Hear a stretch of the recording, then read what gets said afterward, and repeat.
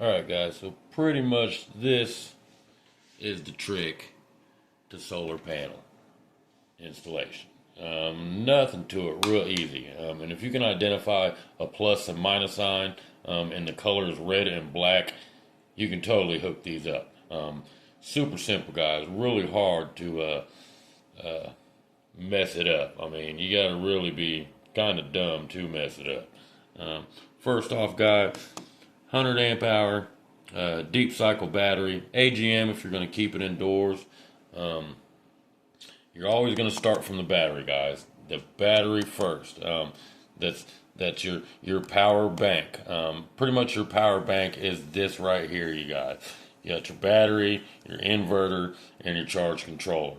Now, you don't have to hook your charge controller up all at first, but it's actually not going to hurt if you hook it up at the same time when you start hooking up the charge controller.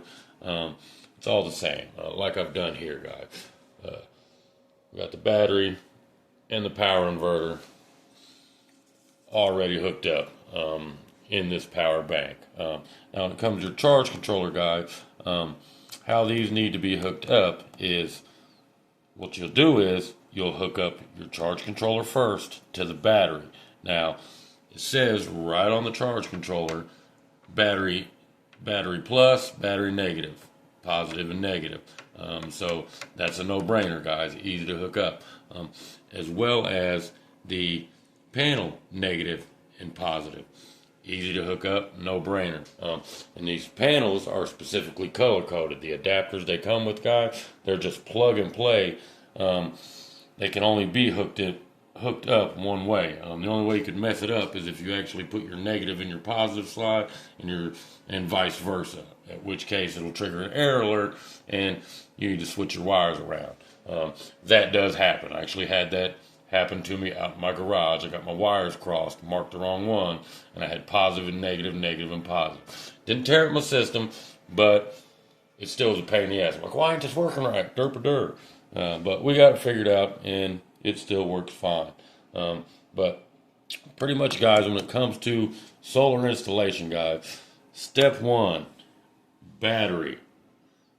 Start with the battery. Step two, hook the battery to the charge controller. Step three, hook solar panels to the charge controller. Now, these kits come with the charge controller and the two panels, as well as the coupler to make it to where you can hook up multiple panels. And then you just want to run one single line straight into your charge controller. Now, usually what I'll do, guys, before I hook this up is you want to get these panels mounted. Say if you're going to build a mount in your yard or you're going to mount them on your roof, get these panels mounted, get them secured, hook up all your wires, feed your wires into your building, then hook that in to your charge controller. Instead of trying to feed these big old couplers through a tiny hole or have to make a big hole, you know what I mean? You don't want to put a big hole inside somebody's building or in your own building. Just make the hole big enough to where you're going to be able to fit two wires through it. Put your panels together and then hook them into your charge controller. Save you a little bit of time. But it's relatively easy, guys. Super, super easy. And easy way to produce some free power. This is absolutely great for recreational use, guys. Personal use. Man, we had a power outage a couple months back because of a storm. I was online on my Facebook telling people about these little systems that we build. I got one mounted on my truck toolbox that actually give you minimal amounts of power, guys. Now these things ain't going to run no refrigerator or no electric range, but it's absolutely going to run a radio, your modem, charge your phone, TV, DVD player, game system.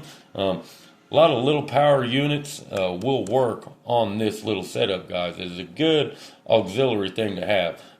Not only do I have one installed on my toolbox on my pickup truck, I actually have 3 panels installed as a roof of my own home. And it actually works real well. I use it in my garage to charge my Greenworks batteries, my Greenworks mower, my Greenworks chainsaw.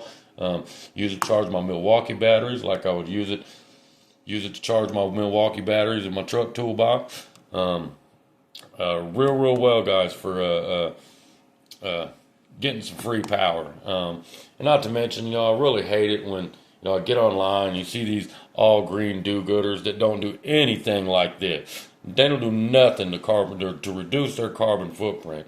But I got plenty to say about me based on my thoughts and beliefs. Pretty funny.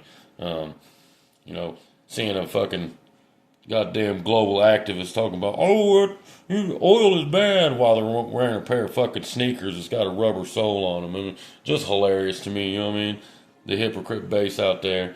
Pretty funny. But not only is this free power, guys, this is a good way to reduce your carbon footprint. Not too bad of an idea. Free power, guys. This little system right here works real good. Off the grid, guys. Like I said, I use this thing in my garage. I got a TV, a radio, a light, some LED lights. I charge my batteries with this thing, all off of just one little system in my garage, off of 300 watts of panel, a 100 amp hour battery, and your standard charge controller here. Pretty cool, and a 400 watt power inverter. Now you can always go bigger on your power inverters, guys. You can get up to 2,500 watt power inverters, but you just got to think, the more power you're using, the more power you're sucking from your battery. And depending on the amount of panels you got up on your roof, depends on how much it's getting recharged by how much your big ass inverter is discharging it. So just keep that in mind. If you want to go big, huge power inverters, you got to think, maybe 2 more panels. Now, on this single battery setup, guys, you can probably get away with 400 watts of panels on this setup. But after that, you're going to have to step it up. You're going to have to move up towards the 48 volt setup, which is a whole new ball game. Now you're talking about some volts. Just simply, when it comes to these solar panels, guys, the bigger you want it, the more you're going to need. The more you're going to need in your power bank, the more panels you're going to need, and the more you're going to need a more beefed up charge controller. But this is a good starting point, guys. These little simple systems, real good to mess with, and it really will familiarize you with how this is done. Really quite easy. And like I said, guys, free power off the grid.